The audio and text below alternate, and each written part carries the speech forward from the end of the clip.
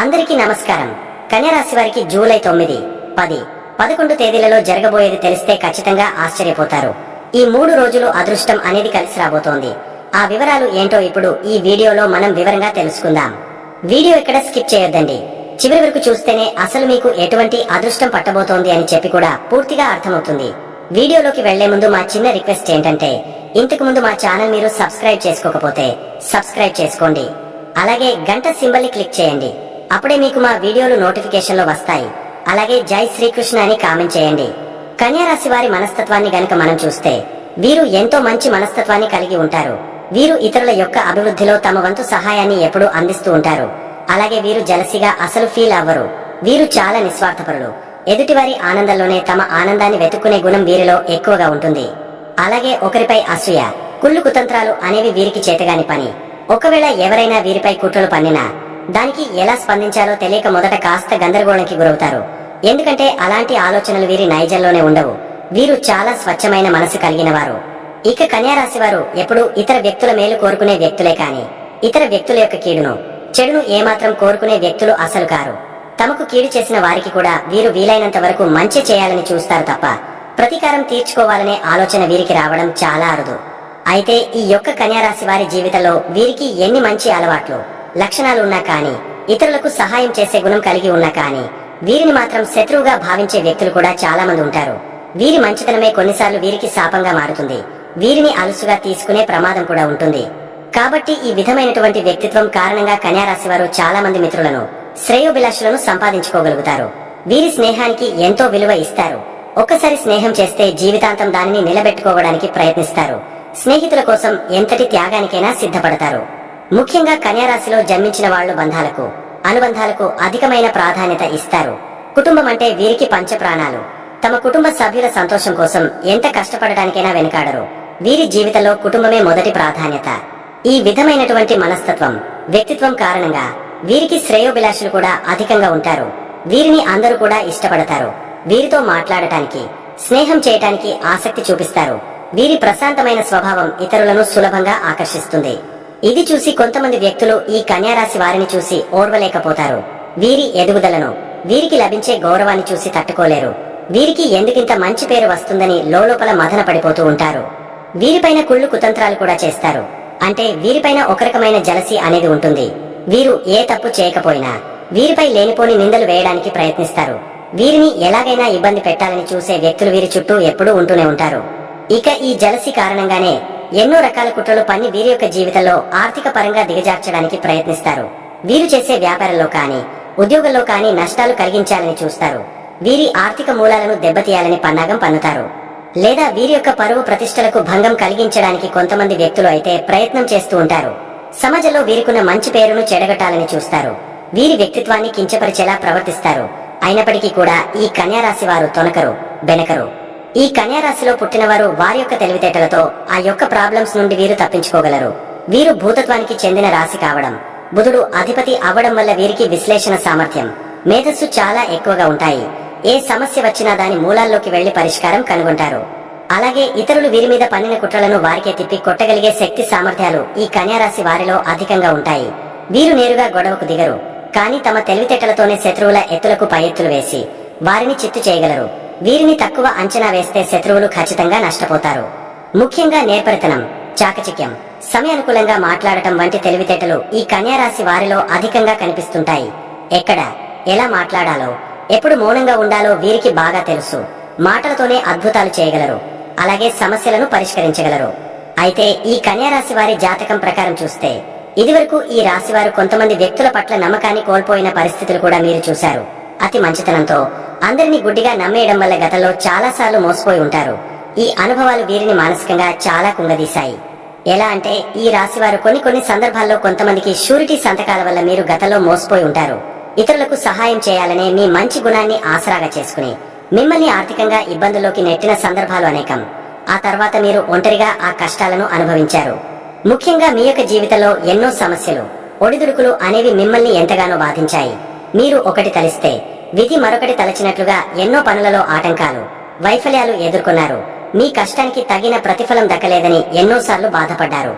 అయితే ఇక మీదట మీకు మంచి రోజులు రాబోతున్నాయని చెప్పొచ్చు.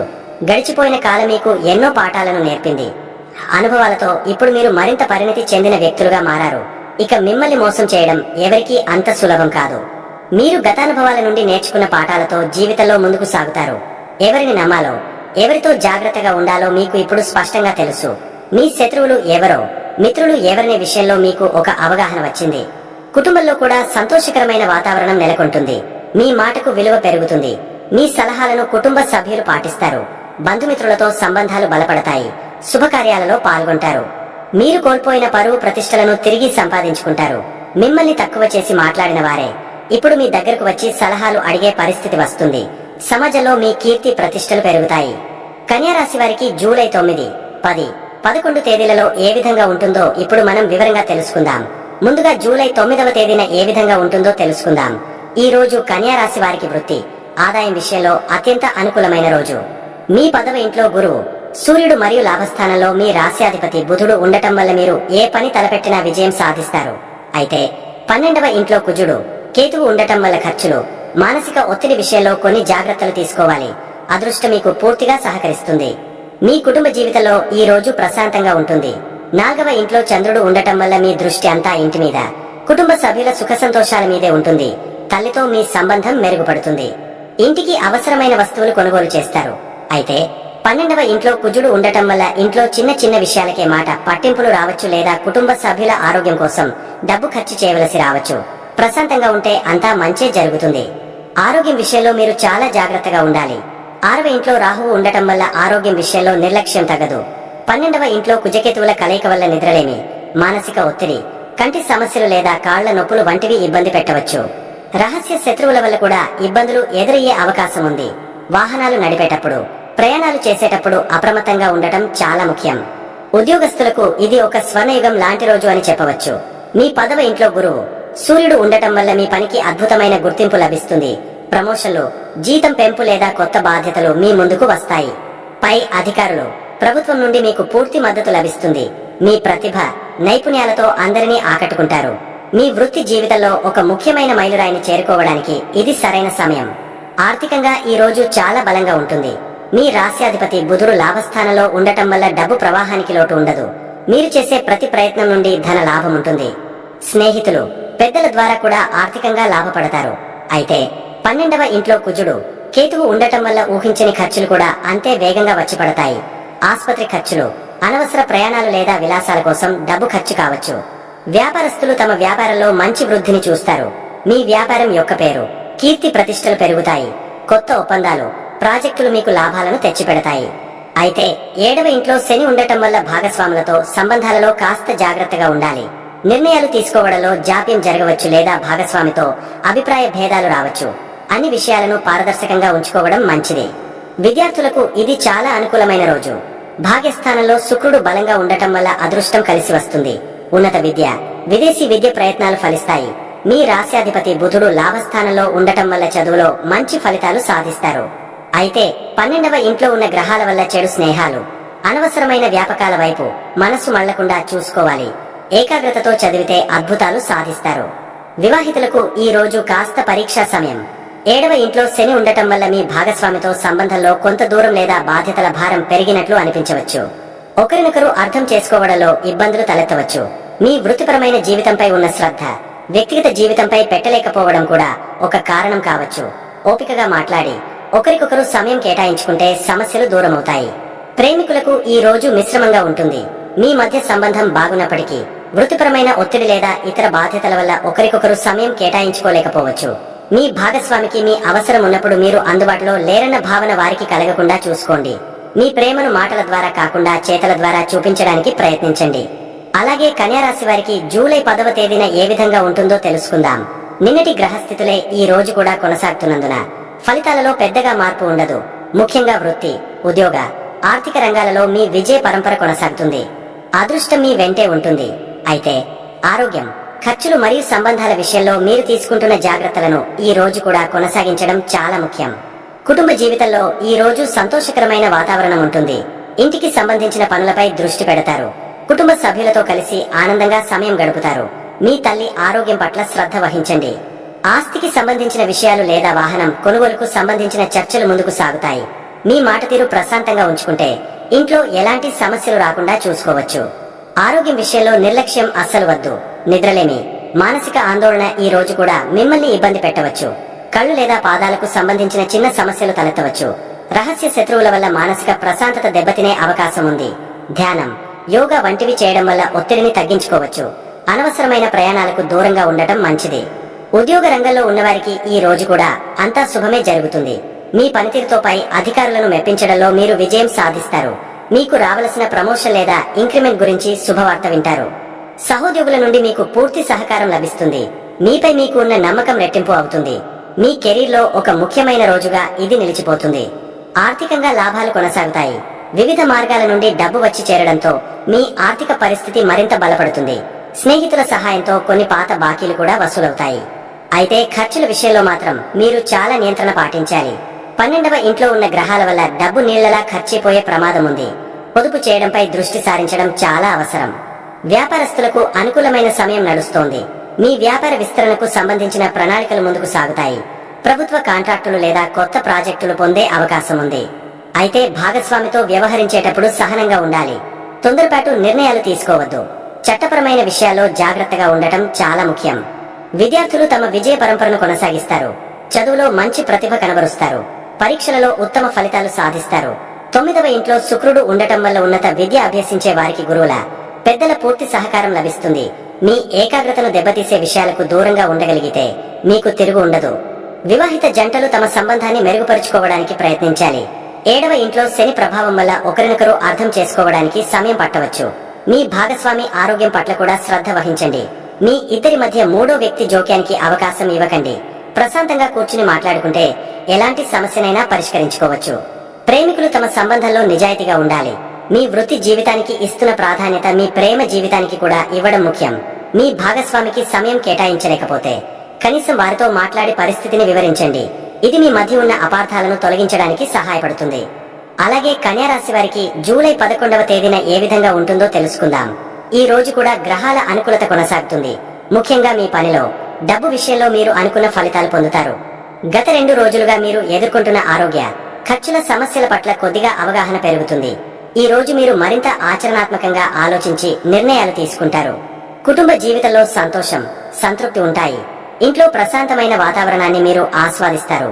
కుటుంబ సభ్యులతో కలిసి భవిష్యత్ ప్రణాళికల గురించి చర్చిస్తారు. పిల్లల చదువు లేదా అభివృద్ధికి సంబంధించిన శుభవార్తలు వింటారు.